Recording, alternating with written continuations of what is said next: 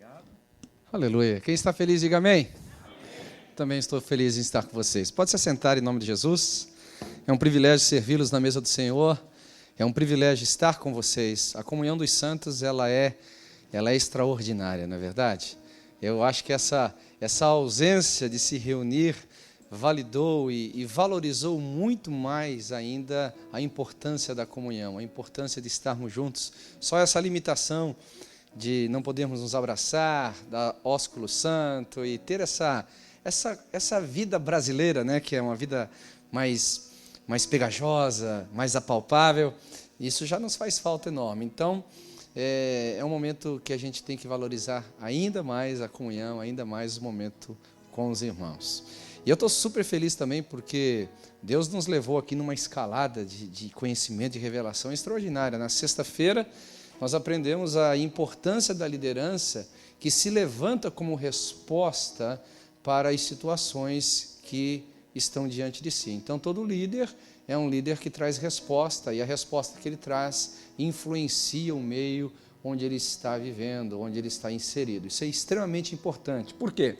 Porque a gente acaba olhando as circunstâncias como limitadoras. Isso é uma visão de uma pessoa comum, uma pessoa normal. Mas alguém que tem a mentalidade de líder, ele sempre vê na dificuldade, nas situações difíceis, uma oportunidade de ser resposta e, consequentemente, influenciar.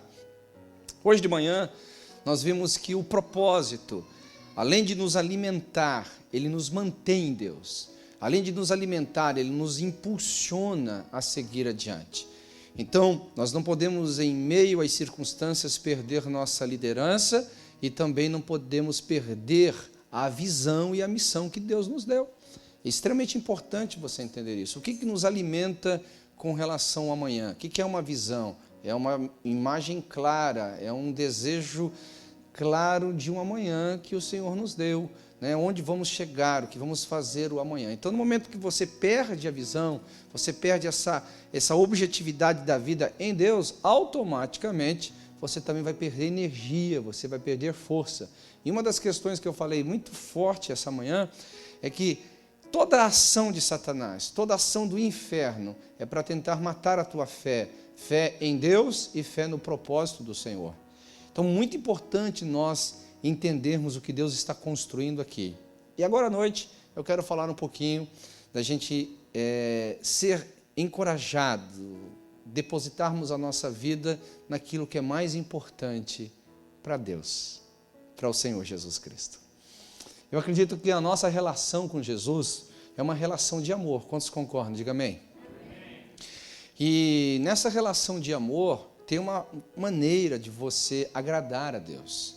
É você ter prazer no que Ele tem prazer. É você investir no que Ele investe. É você acreditar no que Ele acredita. Então, nós fazemos algumas perguntas aqui. No que é que Deus acredita? No que Jesus investiu? O que é mais importante para Deus?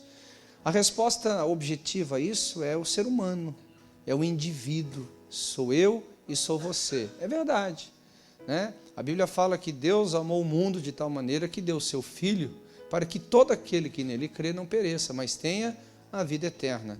Jesus não morreu por coisas, Jesus morreu por pessoas.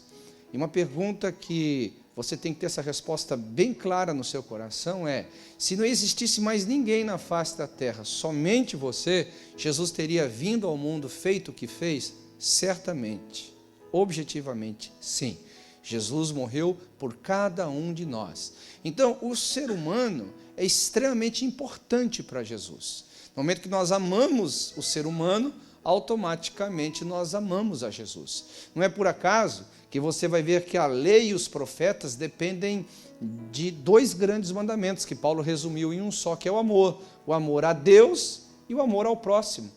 Por que Jesus resumiu esses dois mandamentos como na lei áurea, né? Amar a Deus acima de todas as coisas e teu próximo como a si mesmo? Porque os 10 mandamentos é isso, né? Os 10 mandamentos você vai dividi-lo em dois grandes blocos. Um, nossa relação com Deus, né? E a nossa relação com o próximo. Mas uma verdade que a gente tem que entender é que, no momento que Deus nos amou como pessoas, Ele também nos creditou a sua confiança, ou em outras palavras, Ele confiou em nós para um projeto maior. Ou seja, a nossa individualidade em Deus precisa ser vivida na coletividade, porque desde o início, se você observar, Deus mesmo disse, não é bom que o homem viva só, não é bom. E eu não creio que esta palavra que Jesus deu, que o Senhor Deus lá em Gênesis, Ele falou apenas para a questão conjugal, para a questão sexual, para a questão da constituição de uma família e da procriação, não. Eu creio que, acima de tudo, havia um propósito, havia uma missão, né? Uma missão muito mais do que só formar uma família e, a partir dela, povoar a terra. Nós precisamos entender que a salvação que é individual, o Cristo que morreu por você individualmente, é aquele que deseja que cada um de nós aqui vivamos essa tão grande salvação de forma coletiva. Aliás, isso expressa a própria natureza de Deus. Todos nós acreditamos na doutrina da Trindade, e a Trindade nós temos um só Deus manifesto, né, em três pessoas, o Pai, o Filho e o Espírito Santo, são coiguais, com a mesma essência, o mesmo objetivo. Então nós precisamos parar para pensar, quando Jesus fala que nos ama, e ao ponto de se entregar por nós, João 3,16, esse entregar por nós também significa que Ele tem um projeto, que Ele confiou em nossas mãos. E qual seria esse projeto? Igreja. Quando Jesus pensa na coletividade, Ele está pensando em algo chamado igreja. E aí você vai ver, por exemplo, está escrito em Efésios capítulo 5.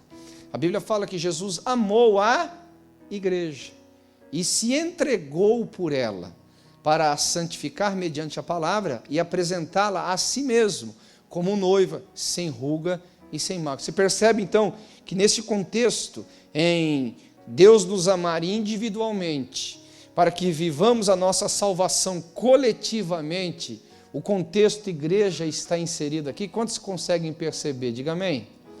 Então, se nós fôssemos resumir tudo que eu falei aqui, nós temos que amar o que Deus ama, isso significa amar a igreja. Amar a igreja de Cristo. No momento em que eu acredito que estou numa relação de amor com Jesus, e amar, uma das expressões é você valorizar aquele a quem você ama, valoriza, você honrar aquilo que aquele a quem você ama honra, você investir naquilo em que a quem você ama investe, nós não temos outra palavra para definir senão igreja. Então, dentro desse contexto aqui, eu quero trazer algumas verdades espirituais para vivermos um cristianismo bem poderoso. Quantos gostariam de ouvir? Diga amém. Muito bem. Agora, a definição do que é igreja não é uma questão fácil. Eu até falei com o pastor Paulo na nossa conversa que foi gravada ali, que tinha um menininho que fez um buraco assim na praia, e a onda vinha e cobria o buraquinho. Quando a onda voltava, o menininho furava de novo. Aí a onda vinha, cobria o buraco e ele furava de novo. E um ancião, olhando tudo aquilo, falou assim, menino, o que você está fazendo aí? Ele falou assim, eu estou tentando colocar o oceano dentro desse buraquinho. Aí, como assim, rapaz? Você está perdendo seu tempo. Você está tentando fazer uma coisa impossível. E o rapaz falou assim, não, eu estou fazendo a mesma coisa que vocês, os pastores, os líderes, estão tentando fazer. Eu falei assim, como assim? O dia que vocês conseguirem explicar esse mistério inexplicável chamado igreja, então eu paro de tentar colocar o oceano nesse buraquinho. Explicar igreja, falar sobre igreja é algo muito profundo, é algo muito extenso, é algo muito amplo. E eu diria assim que talvez aqui na Terra a gente não vai conseguir esgotar esse mistério que esteve oculto por todos os séculos e que foi revelado a nós. No entanto, cabe a nós, dentro de toda a limitação que temos, entender o conceito de igreja. Por quê? Escute bem, a Bíblia fala em Efésios 5, que Ele amou e se entregou por ela. Então, no momento em que eu não tenho a mesma paixão por aquilo a quem eu digo que amo, como que ficaria a nossa relação? Ficaria difícil. Concorda comigo? Se eu não invisto naquilo que a quem eu digo que ama, investiu a sua própria vida, como que eu posso dizer que eu amo? É uma relação interessante de nós observarmos, por quê? Porque, em primeiro lugar, aqui nessa relação de amor, nesse sentido que eu estou falando, a gente tira esse amor meio Spielbergiano, meio platônico, né? A gente tende a olhar o nosso amor para com Deus na forma como nós amamos, que é um amor emocional. O amor para com Deus é sempre um amor proposital. Se você olhar o amor descrito por Deus, ele sempre está o amor a serviço do propósito, o amor a serviço da razão, o amor a serviço do que é necessário ser feito. Se você vai perceber essa verdade, por exemplo, no próprio texto de João capítulo 3,16. Deus amou o mundo de tal maneira. Ok, se o texto parasse por aí, nós poderíamos dar qualquer interpretação ao amor. Poderia ser Spielbergiano, Titanic e coisa parecida. Mas ele define que o amor é doador, doador para cumprir um propósito. Ele amou o mundo de tal maneira que deu. Ou seja, o amor sacrificial, o amor que se entrega ao quê? A um propósito. Qual era o propósito? Restaurar o mundo caído, restaurar o pecador, a comunhão com ele. Então, nós precisamos entender que o amor que Jesus espera de nós não é um amor emocional, mas é um amor que cumpre um propósito. É o amor que cumpre uma razão, um objetivo. Isso é muito extraordinário. Isso muda a nossa concepção de relação com Deus. Porque enquanto nós tentamos traduzir amor na linguagem de Deus para a nossa própria linguagem, ou vice-versa, tentar fazer com o amor de Deus seja visto na nossa linguagem, nós vamos ter sérias complicações, porque vamos aqui dizer uma coisa: os nossos sentimentos não são volúveis muitas vezes. Você nunca amou uma pessoa que ao mesmo tempo você teve vontade de matar? Por favor, não olhe para o lado agora, né? É interessante isso, entendeu? Mas com Jesus, ele não está falando deste amor volátil, que uma hora está bem, outra hora está mal. Está falando de um amor que cumpre propósito. Então, muito importante. Deixa eu usar uma outra ilustração aqui para você. Quantos conseguiriam dizer que ama a Deus de todo o coração e não ama Jesus? Você acha que o seu amor por Deus seria verdadeiro? Vocês estão de máscara, não podem dar resposta, mas balança assim. Então vamos lá. Quantos acham que o seu amor por Deus, sem amar Jesus, seria verdadeiro? Fala assim, não, isso é mentira, vai ser. Não é possível, impossível. Ok, então, estamos juntos. Porque é impossível, é verdade. Você não pode dizer que você ama a Deus se você não ama Jesus. Isso é o discurso das religiões aí fora. Elas têm o seu próprio Deus, muitos até são unicistas nas suas crenças, mas eles desprezam Jesus, veem Jesus como qualquer outra coisa, mas não na mesma ótica que o Pai vê o Filho. Então ele não pode jamais dizer que ama verdadeiramente a Deus, porque ele não ama verdadeiramente o Filho. Agora vamos mais profundo para chegar ao nosso objetivo. Alguém pode dizer que ama Jesus de todo o coração e não vai amar a igreja?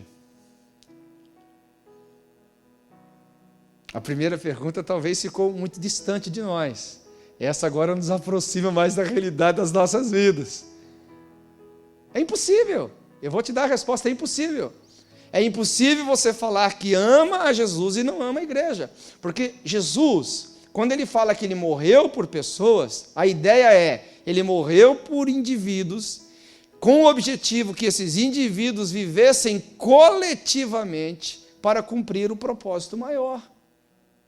A coletividade, na nova aliança, representa igreja, compreende corpo de Cristo. É impossível falar que eu amo a Jesus e não amo o seu próprio corpo, sendo ele o cabeça da igreja.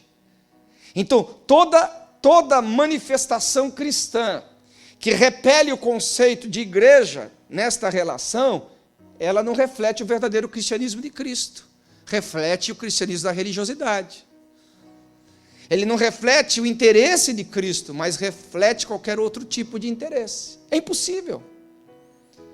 Pastor, mas por que você está pregando sobre isso? Porque eu acredito que a nossa relação com Jesus é uma relação de amor. Se você ler o livro de Efésios, ele fala para nós sobre isso, né? Ele usa ali a ilustração de um casal, fala do amor do marido pela mulher e o respeito da mulher pelo marido, e começa a falar algumas verdades espirituais. Aí a gente pensa uma hora que ele está falando de casamento, mas na realidade está falando de igreja, dizendo assim, este é o mistério, falo, entre Cristo e a igreja. Então, o grande assunto de Efésios 5 não é simplesmente a relação conjugal e familiar, mas, acima de tudo, como essa relação ela reflete na nossa revelação a respeito da igreja.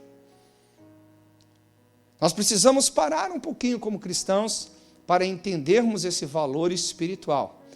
E aí eu quero trazer para vocês alguns conceitos práticos. Em primeiro lugar, como que nós vamos conseguir viver esse amor? Amar a igreja como Cristo amou. Amar e se entregar como Cristo se entregou. Amar e investir como Cristo investiu. A primeira coisa que a gente tem que parar para pensar nesse exato momento é, a gente já faz isso ou não? Estamos na direção certa ou na contramão dessa verdade? Vamos pegar um contexto maior aqui. Irmãos, não precisa se expor publicamente. Mas vamos ser um pouquinho honestos em nossa observação como igreja. A maioria dos cristãos do século 21, eles não vivem o cristianismo pela causa de Cristo. Eles vivem o cristianismo pelo benefício que ele traz para si mesmo. A maioria de nós, cristãos. Vamos aproximar aqui. Talvez você, talvez eu não, mas eu não posso fazer a leitura a partir de mim somente. Eu tenho que fazer a leitura a partir do todo. Eu talvez viva o cristianismo a partir dos interesses de Cristo, mas a grande maioria de cristãos do século 21 vive o cristianismo pautado em ver os seus problemas resolvidos, pautado em ver as suas situações resolvidas. E aí a gente para pensar, não é por acaso que o cristianismo hoje tem se tornado irrelevante para muita gente. Porque se é para buscar o próprio interesse, o ímpio aí fora tem lugares até melhores para encontrar essa solução. Se é para buscar a solução para a própria vida, os ímpios aí fora têm muito mais profissionais do que qualquer coisa. Se é para vir à igreja e ouvir uma mensagem psicológica, existem psicólogos muito mais bem formados e preparados para atender o povo do que dentro da igreja. Se é para ouvir um profissional da fé, existem outros profissionais aí fora que são muito mais capacitados do que nós, pastores, tentando ser um profissional. Então, na realidade, veja a implicação do que eu estou te dizendo. No momento que nós, como cristãos, que fomos salvos individualmente para viver na coletividade, chamada igreja, fazemos da igreja tudo aquilo que Cristo não espera dela, nós começamos a cair no descrédito. E não é por acaso, irmãos, que há uma desconstrução ferrenha do inferno com relação à importância da igreja. Você já percebeu isso aí fora ou não? É impressionante.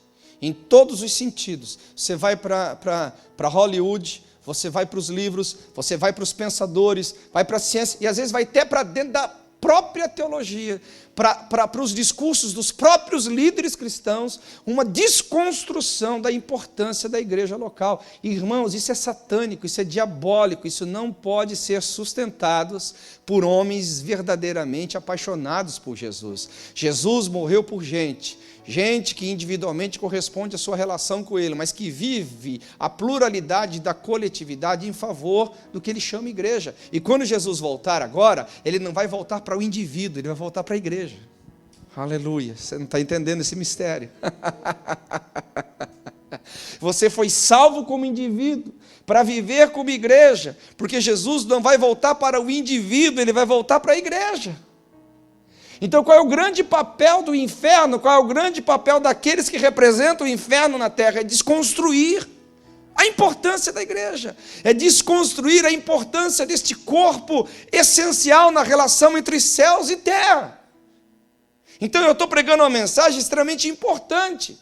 Por quê? Vamos voltar à minha primeira mensagem. Nós somos líderes que, diante das circunstâncias, nos levantamos para trazer uma resposta. Nós somos gente que, diante das tempestades da vida, nos alimentamos com uma missão. Então, qual é a grande missão do cristão? é andar nas mesmas pegadas do seu Senhor, Jesus, que não amou a sua própria vida, mas se entregou por algo maior do que ele. E aqui entra a minha definição, uma das minhas definições do que é cristianismo. Eu sou salvo individualmente para viver coletivamente por algo maior do que eu mesmo. Aleluia. Aleluia, que você tem um aferidor para ver o seu cristianismo. Você é salvo individualmente, você tem a certeza da salvação. Quem tem, diga amém. Opa, tem alguns aqui que não estão muito certos. Eu vou pregar agora para você, não estou brincando. Mas se você tem a certeza da salvação, automaticamente com essa salvação vem a missão de viver coletivamente, algo chamado igreja. E quando eu falo sobre viver igreja, eu estou dizendo viver por algo que Cristo amou, por algo que Cristo ama, por algo que Cristo vai voltar para, no sentido aqui figurado, se casar com ela. Então Jesus não volta para indivíduos, Jesus volta para a sua igreja, buscar o seu povo. E agora, esse contexto nos põe no que eu chamo de reforma. Por quê? Porque se lá fora, num contexto bem amplo até do próprio cristianismo, as pessoas vivem um cristianismo voltado para elas, eu e você que somos cativos dessa verdade, da salvação individual vivida na coletividade por algo maior, temos que reformar isso. É uma missão. Não podemos ficar só na descoberta que tem muita gente fazendo coisa errada, não só na descoberta que tem muita coisa desalinhada ao padrão de Deus, nós temos que ser a resposta para alinhar, porque uma das questões que vai trazer Jesus de volta para nós, para a igreja, quando escreve Jesus vai voltar para a igreja, diga amém. É o que está escrito em Atos capítulo 3, versículo 21, a restauração de todas as coisas. O que o anjo falou? Convém que os céus o retenha até a restauração de todas as coisas. Então não tem como não vivermos o que eu já preguei hoje de manhã e ontem à noite. O cristão, ele não foi apenas salvo para ir para o céu. O cristão foi salvo para viver por uma missão aqui na terra, missão que nos alimenta, missão que nos dá energia, missão que nos dá um sentido de amanhã, missão que nos põe na rota, no caminho correto a ser seguido. Aleluia! E aqui a gente começa a viver um cristianismo um pouco mais essencial, mais cristocêntrico do que propriamente antropocêntrico. Aí talvez você diga assim, mas Jamal, nós estamos no Covid-19, você não podia dar uma palavra para mim de consolo? Estou te dando uma palavra de consolo. Vamos viver como igreja. Não tem coisa mais gloriosa do que isso para o Covid-19. Vamos ser e viver como igreja. Não tem coisa mais consoladora para o cristão do que ser e viver uma igreja gloriosa, santa, sem ruga, sem mácula. Não tem coisa mais importante para o verdadeiro cristão do que saber que faz parte de uma comunidade, que o seu interesse maior é agradar a Jesus Cristo, o Senhor a quem ele tanto ama. Aleluia! Glória a Deus por isso ou não? Em termos práticos, como que a gente vai fazer isso? Vamos lá. Vai comigo para o livro de Tessalonicenses, capítulo 1. Já que eu introduzi a mensagem, agora eu vou começar a pregar, tá bom? Glória a Jesus. O pastor Paulo falou, já que eu tenho vindo aqui uma vez por ano só, eu posso pregar até amanhã cedo. Estou brincando. Quem já achou, diga amém, Tessalonicenses 1. O versículo 7 diz assim, de sorte que vos tornastes um modelo para todos os crentes na Macedônia e na Acácia. Uau! Gente, essa igreja aqui de Tessalônica era uma igreja que estava em um alto conceito no coração de Paulo. Olha, vocês se tornaram modelo de toda a Acácia, de todos os irmãos da Macedônia. Já pensou que coisa interessante? Olha só, modelo para os crentes na Macedônia e na Acácia. Uau! Primeira coisa que a gente entende aqui, ninguém é modelo querendo ser. Você se torna modelo por ser o que você é e viver o que você acredita. Na realidade, se você perguntasse para os irmãos ali de Tessalônica, como que foi essa carreira de vocês tentarem se tornar um modelo para a Macedônia, um modelo para todos os crentes da Acáia? ele vai dizer assim, não, mas nós nunca corremos essa corrida, nós nunca lutamos para ser modelo de ninguém, nós sempre lutamos para ser igreja. E por ser, eles se tornaram modelo. O que o texto nos mostra aqui? Que essa igreja que vive pela causa de Cristo, olha só, que parte da nossa individualidade mostra que cada um de nós, indivíduos que formamos essa coletividade chamada igreja, temos a vida de Jesus dentro de nós. Aleluia! E aqui eu chego num conceito interessante. Olha, presta bem atenção no que você vai ouvir. A igreja que temos, falando agora em termos locais, a igreja que temos é a igreja que nós construímos. Esta igreja de Tessalônica, ela foi a igreja dos crentes ali. Eu me lembro, estava conversando com um irmão um tempo atrás, ele estava falando da própria igreja dele local, e ele estava assim, num tom meio crítico, num tom meio assim, severo, um pouco austero com a sua igreja local, e eu ouvindo ele assim, né, ele pensou que estava tendo não só a minha atenção, como também a minha aprovação, e ele falou, não é verdade, pastor? Eu falei assim, não. Aí tomou um susto, por que não? Eu falei assim, irmão, deixa eu te falar uma coisa. Você está falando de fora para fora, como se você não fizesse parte de todo esse contexto que você está vivendo. A igreja que nós temos é a igreja que nós construímos. Na realidade, essa igreja que você está falando é o reflexo daquilo que você é. E é difícil nós nos olharmos no espelho, porque às vezes a gente se enxerga num formato que nós não gostaríamos de se ver. Quem não concorda, diga amém. Às vezes é diferente do que Paulo estava retratando essa igreja aqui no versículo 7. Eles se tornaram modelo. Mas eles tinham essa consciência de que eles eram a igreja que eles procuraram ser. Eles viviam aquilo que eles procuravam viver. Então, qual é a consciência que a gente tem aqui? Nós somos a Betel aqui em Filadélfia. Então a gente tem que entender, uau, aqui nós somos a representação local da igreja de Cristo. Nós fomos salvos por Cristo para viver coletivamente. Para o quê? Para um propósito maior. Esse propósito maior parte de nós. Nós somos a igreja que nós desejamos ser. Em termos práticos, quantos gostariam de uma igreja que ama? Diga amém. Então, a gente tem que amar. Quantos gostariam de servir uma igreja poderosa, cheia do Espírito Santo, onde os dons se manifestam? Diga amém. Então é você que tem que andar no poder. Quantos gostariam de andar aqui numa igreja que evangeliza, que fala do amor de Deus aos perdidos? Diga amém. Então é você que tem que evangelizar. A igreja que temos é a igreja que nós construímos.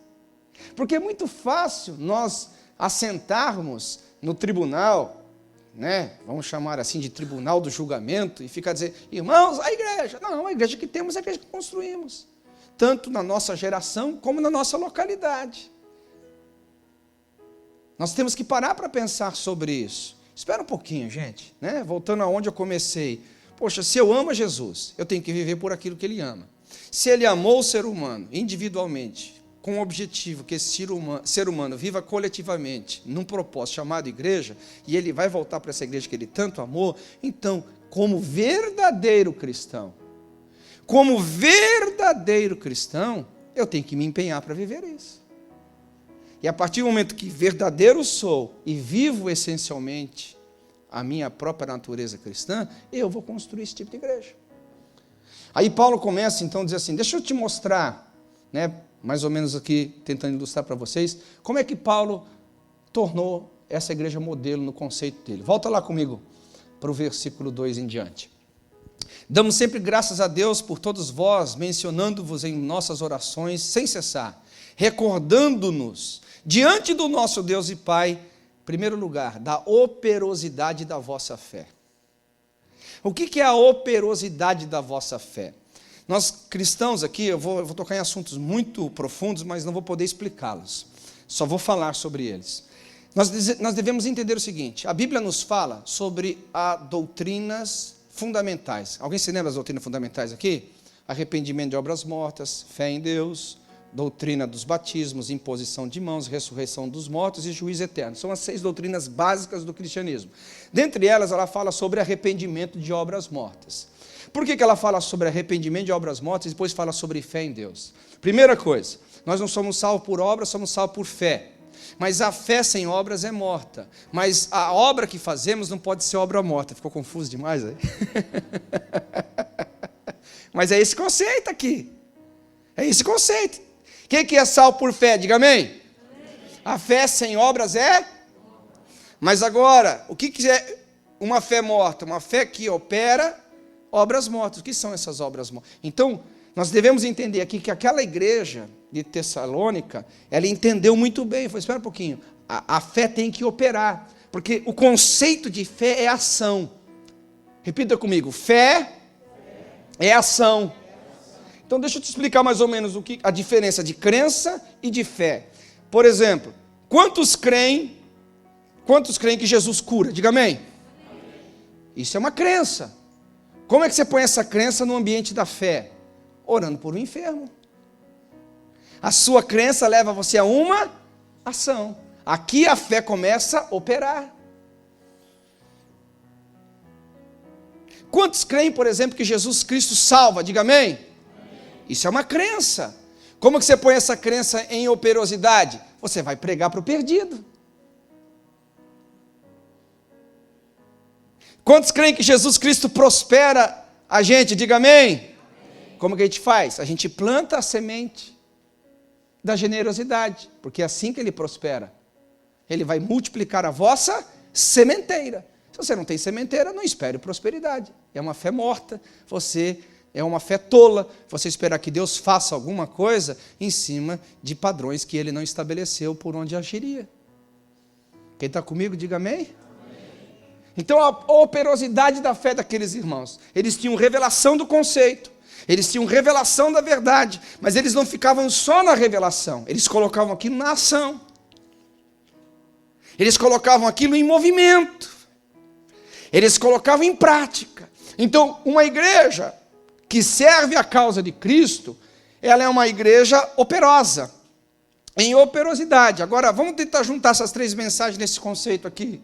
Gente, tem coisa mais importante, desculpa chamar a igreja de coisa, mas para ficar mais claro aqui, tem coisa mais importante para uma situação de crise como essa do que uma igreja saudável trabalhando numa cidade?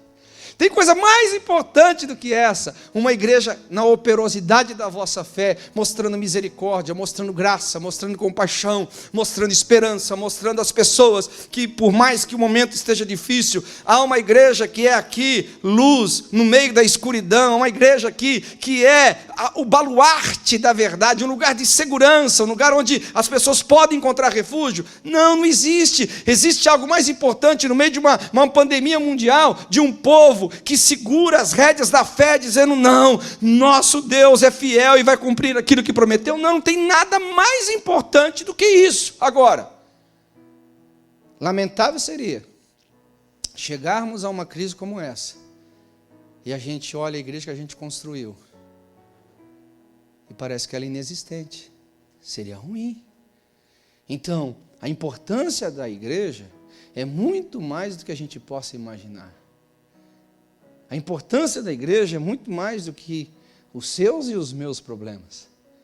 Nós somos a esperança da glória no meio de uma geração, de uma sociedade corrompida. Então, quando eu falo de modelo, estou falando sobre a fé operosa e a abnegação do vosso amor. Olha outra qualidade que Paulo encontra nesta igreja modelo: abnegação de amor. Alguém se lembra o que Paulo escreveu sobre os últimos dias? Aliás, deixa eu te fazer uma pergunta antes de te dar uma resposta. Quantos creem que nós estamos nos últimos dias? Diga amém. Aleluia. Alguns de nós, assim, já gostaria que Jesus tivesse voltado ontem, né? Porque a gente não aguenta mais usar essa máscara. Eu acho que lá no céu a gente vai precisar usar isso aí, não é verdade? Aleluia. Né? Oh, meu Deus, é um tormento usar máscara. Mas precisamos, faz parte desse momento que estamos vivendo. Bem, a Bíblia fala que nos últimos dias, você sabe que uma das características do ser humano qual seria em Timóteo? Os homens seriam egoístas. Ei, egoístas. Agora eu te pergunto, vem cá. Eu falei com o Paulo hoje, ele falou comigo, nós trocamos aqui informações espirituais tremendas sobre isso. Às vezes as pessoas são profundamente apaixonadas por Jesus e interessadas por Jesus simplesmente para ver os seus próprios interesses satisfeitos. Elas não são apaixonadas por Jesus e apaixonadas pela causa de Jesus. São apaixonadas por elas mesmas. E por isso, elas buscam Jesus. Porque veem nele a solução dos seus problemas. Eu te pergunto, isso é um amor abnegado? Não é, isso é um amor interesseiro.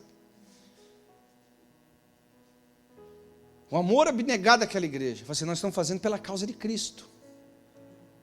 Estamos fazendo porque Ele se interessa por isso. Estamos fazendo por isso é importante para Jesus. Isso é importante para o seu propósito no reino. Isso é importante, isso bate forte no coração de Jesus, ter um amor abnegado. Então eu vou ter esse amor abnegado. Lógico que eu sei que na relação entre homem e mulher, no sentido seres humanos, na relação humana, sempre vai haver interesses e nem sempre os interesses são ruins. Mas a minha pergunta é, e eu vou te fazer ela muito séria, não quero que você responda agora, quero que você pense daqui umas 2 horas. Não vai pensar enquanto eu estou aqui no culto, não.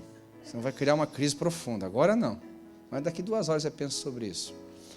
Se o evangelho que te fosse apresentado há 10, 20, 30 anos atrás, que você viria para servir Jesus, e você não teria absolutamente nada de benefício pessoal, o único direito que você teria no cristianismo é amar a Deus de todo o seu coração, você teria aceito Jesus? Não me responda agora, ok?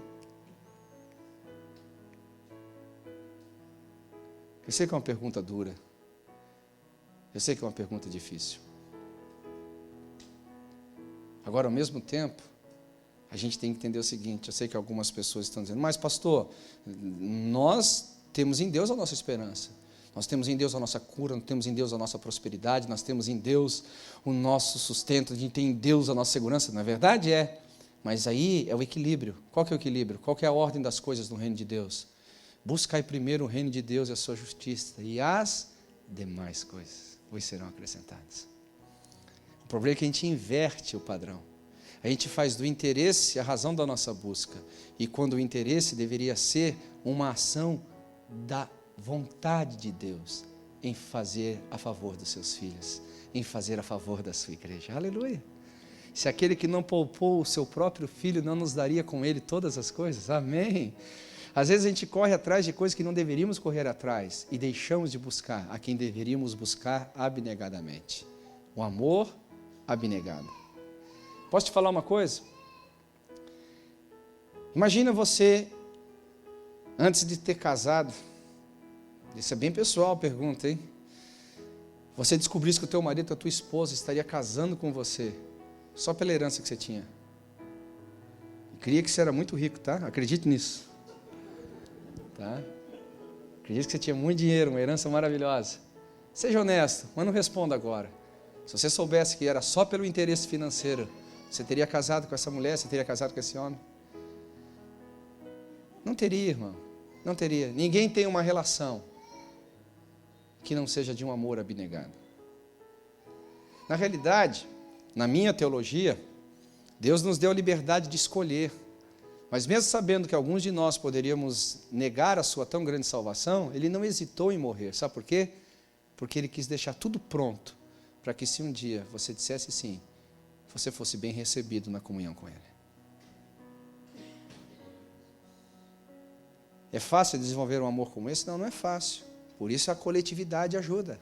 Você vai aprendendo com o irmão, você vai andando com ele, vai vendo aquele irmão, aquele outro irmão, aquela outra irmã, aquela outra família, aquele outro ministro, aquele outro líder, vivendo uma vida abnegada. O camarada se entregou, o seu projeto de vida inteiro, o seu sucesso profissional, ele se entregou para o ministério, se entregou por uma causa de Cristo. Você olha aquilo e promove um constrangimento no teu coração. Meu Deus, eu vou aprender com ele. Por isso que a fé não pode ser vivida individualmente.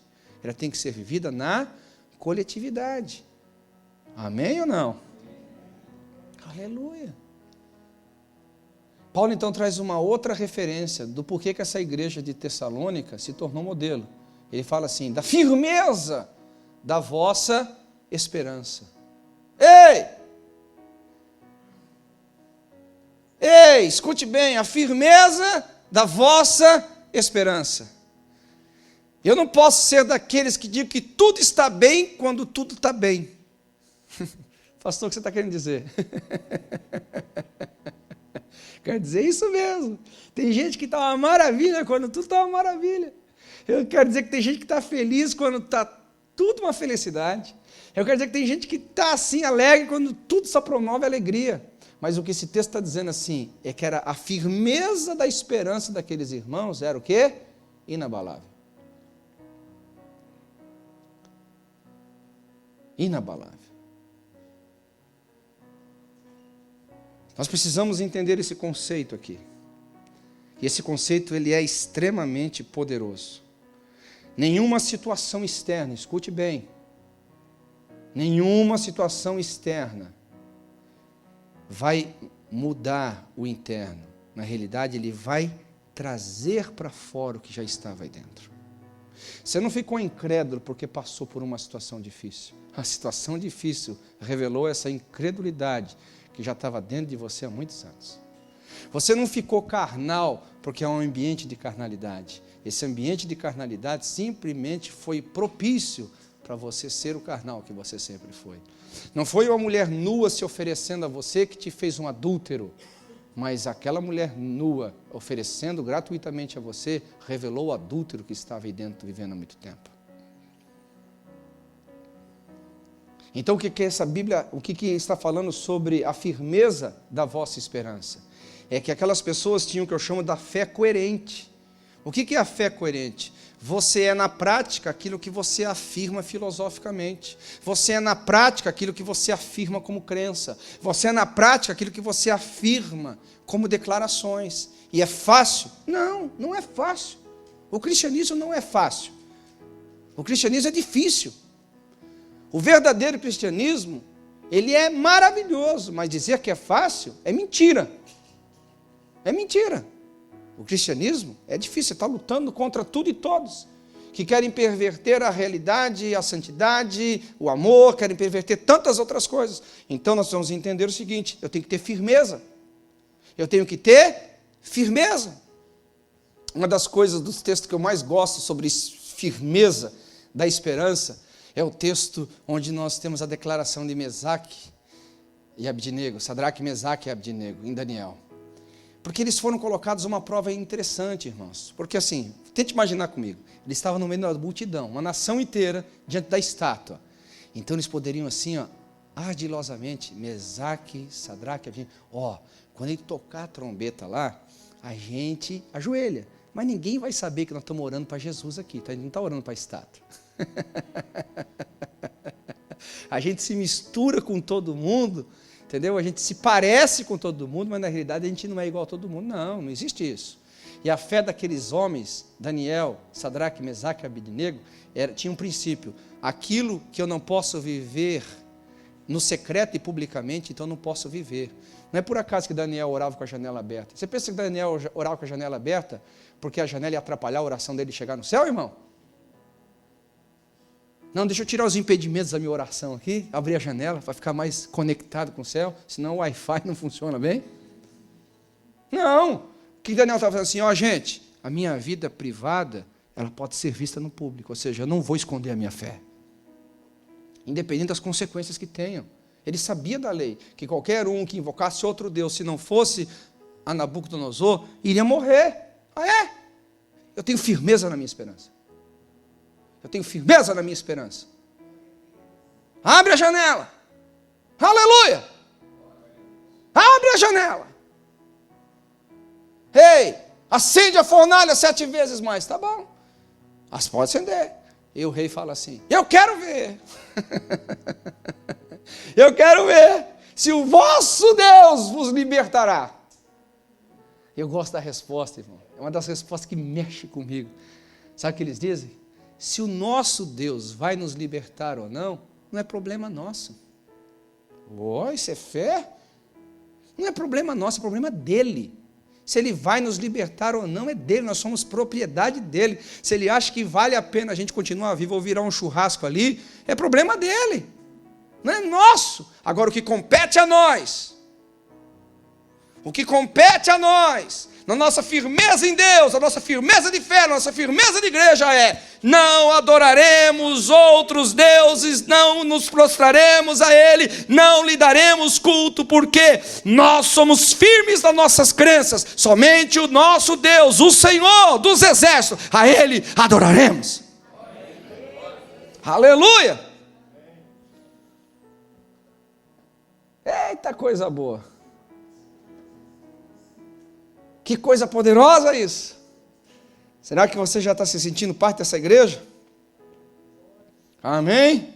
E ele continua: a esperança de reconhecendo, irmãos amados de Deus, a vossa eleição, porque o nosso evangelho não chegou tão somente a vós em palavras, mas sobretudo no poder do Espírito Santo em plena convicção. Agora deixa eu te falar uma coisa, aliás uma pergunta: que hora vai esse culto aqui? Eu até brinquei. É a hora que acaba. Vai ter a hora que acabar? Só esse perigoso. A última vez que eu fiz isso, inclusive lá no Rio Grande do Sul, lá em Viamão, durou 11 horas o culto, viu? Estou brincando, mas brincando falando a verdade. Durou mesmo 11 horas. Então vamos cá. Posso ir mais uma meia hora? Quem me dá mais aí uns 10, 15 minutinhos? Levanta a mão aí. Uns 10 minutinhos. Quem me dá aí? 10? Levanta a mão aí, deixa eu ver. 10, 20, 30, 40, 50. Ok. Não, vamos lá.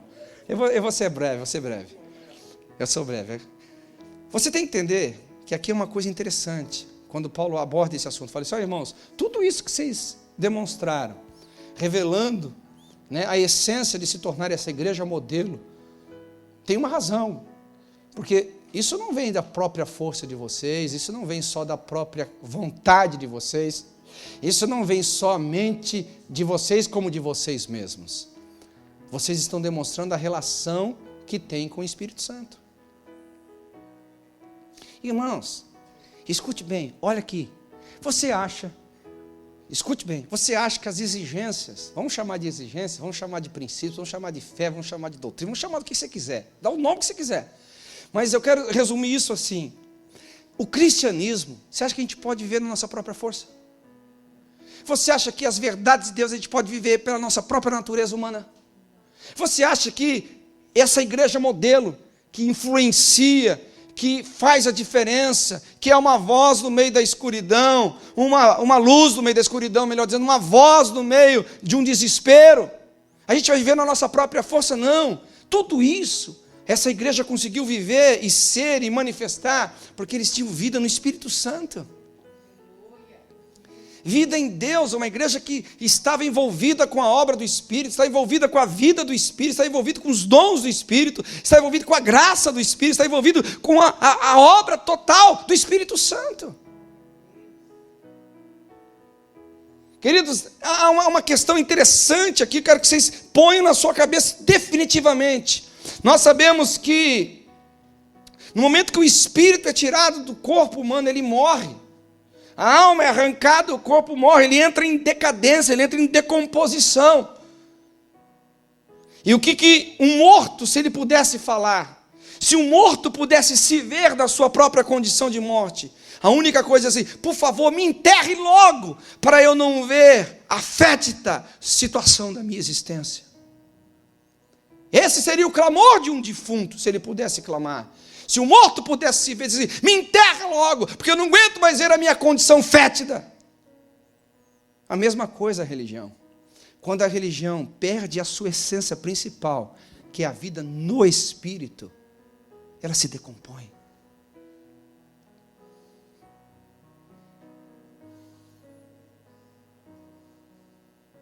Ela se decompõe. Por mais que a igreja possa se assimilar a uma comunidade que busca o bem da sociedade, por mais que a igreja possa ser comparada a um grupo de gente que quer fazer a diferença na sociedade, a igreja é muito mais do que isso. A igreja é um organismo vivo. E a vida que a gente tem na igreja é a vida de Cristo manifestada pelo Espírito. Foi dada ao Espírito a missão de revelar Cristo. Foi dada ao Espírito de manifestar a vida de Cristo na igreja. E no momento em que você mata a vida do Espírito, é como se você estivesse cerceando a manifestação da vida de Cristo. Por que pessoas, elas acabam não amando tanto a igreja e amando qualquer outra pessoa? Não é só por uma questão X, Y, B. Acima de tudo, é porque ela perdeu a sua relação com o Espírito Santo. Por que uma pessoa se torna carnal? Acima de tudo, não é só por uma questão da manifestação dos desejos mais intrínsecos da natureza humana, mas é porque ela deixou sua relação com o Espírito Santo. No momento em que nós perdemos essa relação com o Espírito Santo, dele produzir em nós essa plena convicção, esse poder, essa graça que só Ele pode dar, a religião não pode dar, homem não pode dar, pregador não pode dar, estrutura humana não pode dar, mas o Espírito Santo Ele pode dar. No momento que a gente perde isso, a gente perde a vida, a gente perde a essência. Depois de muitos anos no pastoreio, o que eu observei? Por que as pessoas vão para o mundo? Elas não vão para o mundo por causa de decepção. Isso é a desculpa que elas dão. Elas não vão para o mundo porque lá talvez pareça mais sedutor do que a igreja. Não, isso é pura desculpa. Elas vão para o mundo porque elas apagaram o pavio. Elas esmiuçaram a cana. Elas interromperam a relação com quem pode fazer com que ela continue apaixonada por Jesus. Ninguém desvia por causa dos escândalos simplesmente. Mas quando os escândalos produzem nela um esfriamento espiritual, aí ela desvia. Está comigo aqui ou não? Isso leva a cada um de nós como igreja. Eu quero terminar aqui porque o texto ele vai longo. Tem mais umas 15, 20 características aqui, porque Paulo considerou aquela igreja modelo. Você já parou para pensar, e eu quero que você seja honesto consigo mesmo, que no momento em que você perde a sua relação com o Espírito, você se torna mais crítico? Você se torna uma pessoa em que o erro do irmão parece que tem mais força de ferir você? Que a tribulação parece que tem mais força de te desanimar? Parece que os problemas são maiores do que de fato são? Tudo porque você está espiritualmente fraco? E o contrário, você já conseguiu ver quando você estava bem, apaixonado, cheio do Espírito Santo? Você era imbatível, imparável, inquestionável. Alguém já percebeu isso ou não? Quem está comigo aqui? Então, eu vou chegar numa definição extremamente importante para nós vivermos esse cristianismo essencial. Escute com atenção. Tem muito assunto aqui, de verdade tem. Mas eu preciso deixar um pouquinho mais, senão vocês não me convidam. Se eu falar tudo de uma vez, né? Vou falar uma coisa aqui. Vamos pegar os discípulos de Jesus. Vocês acham que Jesus foi um bom líder para Pedro, Tiago, João, Judas? Quantos acham que Jesus foi um bom líder aqui? Diga amém. Eu vou dar um choque em vocês aqui. Não vai desviar não, por favor, tá? Você percebe que na realidade, todos eles desviaram quando Jesus morreu? Judas se matou? Se você parasse o ministério terreno de Jesus nesse exato momento, não precisa falar, só pense. Você teria ele como um líder de sucesso ou um líder fracassado? Todos os discípulos deles desviaram. Todos. Dos 12, 12 se desviaram. Dos 12, um se matou. Por que vocês estão me olhando com essa cara assustada? É verdade, está na Bíblia, não sou eu que estou inventando. Agora, onde todos os ensinamentos, todas as verdades, tudo que Jesus fez e ministrou, fez efeito na vida daqueles homens. Alguém se lembra onde foi? Após a experiência com o Espírito Santo. Olha que coisa interessante. Então não é por acaso que Jesus, no início do seu ministério, inclusive nem por ele, pelo próprio João, o Batista falou, ele veio para salvar o mundo, tirar o pecado do mundo, mas ele também vos batizará com o Espírito Santo e poder. anunciando não somente o ministério salvífico de Cristo, mas também o ministério da vida no Espírito. Não foi por acaso que Jesus falou para os discípulos: olha, vocês precisam ficar em Jerusalém até que do alto vocês sejam revestidos de poder. Por que Jesus falou isso? Não é porque faltava treinamento, não é porque faltava conhecimento, porque Jesus sabia que todo treinamento e todo conhecimento adquirido só se tornaria efetivo numa vida cheia do Espírito. Não é por acaso que você tem mandamentos, não é uma opção, é um mandamento: enchei-vos do Espírito. Não é uma opção, não é uma questão de denominação. A denominação mais fervorosa prega isso, a menos fervorosa não prega isso. A denominação A ensina sobre isso, a B não ensina. Não, isso é uma questão de sobrevivência a esse projeto que Deus confiou a nós.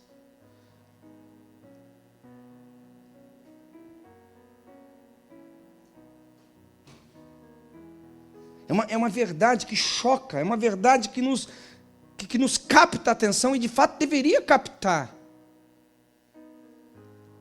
Porque, queridos, onde eu quero chegar? Para esse projeto de nós sermos individuais, você nunca chegaria à salvação, à certeza da salvação, à certeza da necessidade de Cristo, se não fosse o Espírito Santo te convencendo de pecado.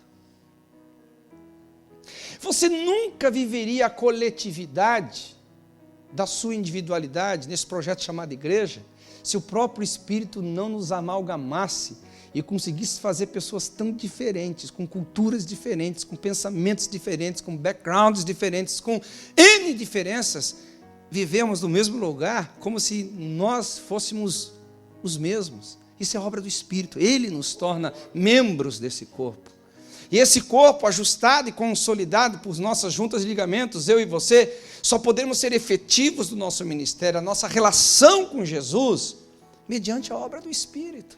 Então, escute bem, e eu quero que você nunca mais esqueça o que você vai ouvir. O Espírito Santo, ele é a pessoa mais importante para a dispensação da graça. Não é Jesus? Escute a minha definição. O que o Pai fez está feito. A Bíblia fala que Deus amou o mundo de tal maneira que deu o seu Filho. Ele não tem como tirar o Filho de novo, ele deu, está dado. A Bíblia fala que Jesus falou assim: ninguém toma a minha vida, eu a dou voluntariamente. O que Jesus fez já está feito. Quantos concordam? Diga amém? Não tem como ele revogar o sangue derramado na cruz. Agora, o que o Pai fez já está feito, é irrevogável. O que o Filho fez já está feito, é irrevogável. Agora, quem torna válido o que o Pai fez e o que o Filho fez? O Espírito. É somente o Espírito Santo que pode entrar na sua mente, no seu coração e te convencer da importância daquele sangue derramado há 2000 anos atrás. É somente o Espírito Santo que pode entrar no teu coração e te convencer dessa verdade, da sua importância em sua individualidade para ser vivido na coletividade por algo maior chamado igreja. Se o Espírito Santo não fizer isso, nós vamos engrossar as fileiras daqueles que são carnais e egoístas, buscando na religião a satisfação dos seus próprios interesses. Mas se o Espírito Santo trabalhar em nossos corações, seremos essa noiva querida e amada, apaixonada pelo seu Senhor. Aleluia! Aleluia! Uma igreja que sabe que o seu Senhor, o seu noivo, ele não é só rico, ele é dono do ouro e da prata e de todas as riquezas do mundo, e por tudo e todos os pertence a ele, aleluia! Mas o seu interesse não são os seus bens, mas sim a ele mesmo, aleluia! Somente o Espírito pode produzir esse amor em nós, irmãos. Eu quero te falar uma coisa: quanto mais a gente viver isso que eu estou pregando, menos irrelevante a gente vai ser para a sociedade. Escute, mais fácil vai ser evangelizar quando você chamar as pessoas para viver isso, porque ninguém se torna modelo por querer ser, mas é por você ser, você se torna. Quando nós vivemos esse tipo de igreja, não tem como nos prender dentro desse prédio, não tem como nos prender dentro de nós mesmos. Nós vamos se tornar essa igreja referência, essa igreja apaixonada por Jesus, relevante para a sociedade, relevante para os momentos de crise como estamos vivendo. Agora a questão é uma, e eu termino por onde comecei a pregar. a igreja que temos é a igreja que construímos.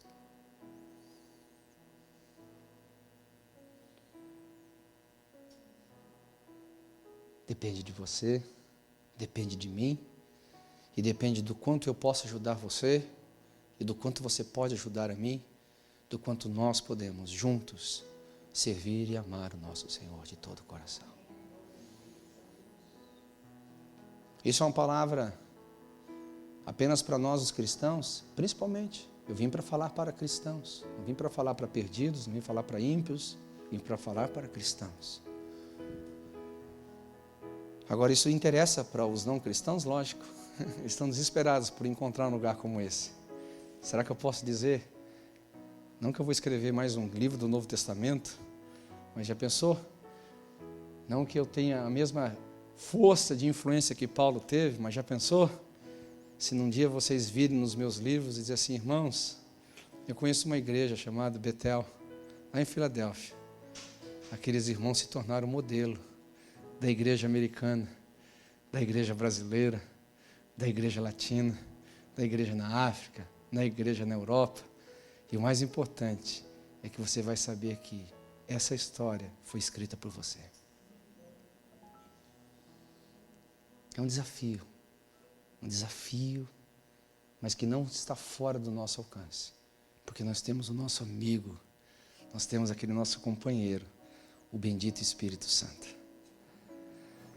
Eu não sei porquê, mas eu vou dizer isso mais uma vez, o Espírito Santo está me mandando falar isso, tenho certeza. Talvez você diga, pastor, mas o momento que eu estou vivendo, eu estou tentando dar conta de resolver a minha própria vida, e eu vou me preocupar por isso, deixa eu te falar. Aquele que corre atrás da sua própria vida, perdê-la-á. Mas quem perder a sua vida por minha causa, achá-la-á.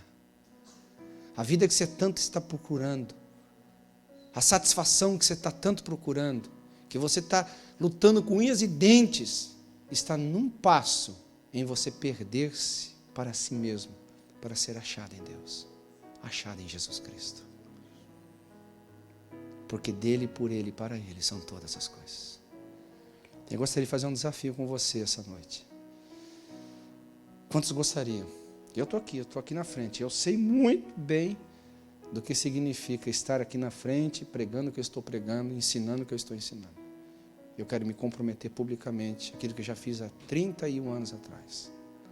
Eu quero continuar servindo ao propósito do meu Jesus. Eu tenho uma causa chamada Cristo.